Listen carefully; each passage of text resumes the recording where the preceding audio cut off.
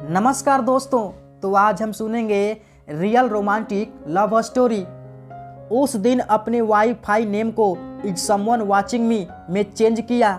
Change करने के बाद मैंने कहा अब देखते हैं कि क्या कोई इसे हैक कर सकता है। मेरे आश्चर्य के लिए वाईफाई का नाम आई एम वाचिंग यू में बदल गया। मैं थोड़ा परेशान हुआ। उस रात बाद में भारी बारिश से मेरे एरिया की बिजली चली गई। माँ ने मुझे कुछ कैंडल स्टिक खरीदने के लिए कहा। मैं एक छाता लिया और बाहर चला गया। मुझे फील हुआ कि कोई मेरा पीछा कर रहा है।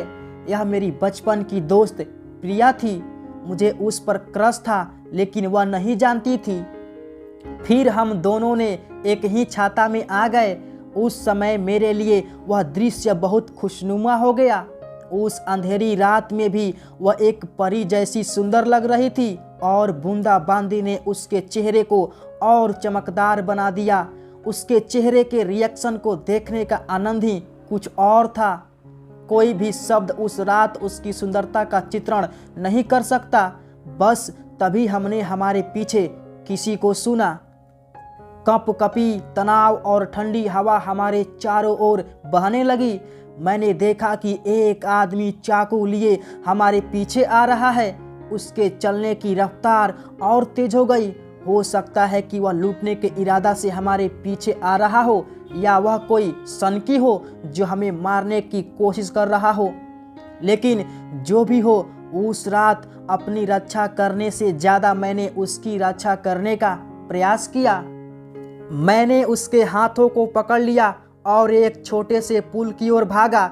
उस दिन उसके कोमल हाथ को पकड़ने से ज़्यादा बेहतर मेरे लिए और कुछ नहीं हो सकता था। मैंने उसे यानी लुटेरे को देखने के लिए छलांग लगाई और छतरी को छोटी झील में फेंक दिया, जिससे कि उसे लगे कि हम पुल के नीचे छिपे हैं। हम जल्दी से एक पेड़ के पीछे छिप गए। मैंने लुटेरे को झील के तरफ जाते देखा। मैं तेजी से हाँफते हुए अपना सिर प्रिया की ओर किया। मेरे होठों ने उसके सर को सहलाया। उस झिझक में मुझे ऐसा लगा कि कोई मेरे पीछे खड़ा है। मैंने गहरी सांस ली। क्या कोई मुझे देख रहा है? Is someone watching me? मैंने पूछा। मैं तुम्हें देख रही हूँ। आई एम वाचिंग यू, प्रिया ने मुस्कुराते हुए कहा और उसकी नशीली आंखों ने कहा। किस का वेट कर रहा? प्रिया ने पूछा।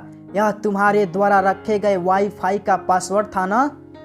मैं उसे किस करने के लिए झुक गया। उसके नरम गीली होंठ मेरी ठंड होंठों से लगने लगी। एक किस जिसके लिए ना जाने मैं कितने ही वर्षों से तरस रहा था। वह किस और तीव्र हुआ और उस किस के साथ ही हमारा प्यार भी खिलने लगा। तो मेरे प्यारे दोस्तों, मिलते हैं अगली वीडियो में नई कहानी के साथ। तब तक खुश रहिए और खुशियाँ बांटते रहिए।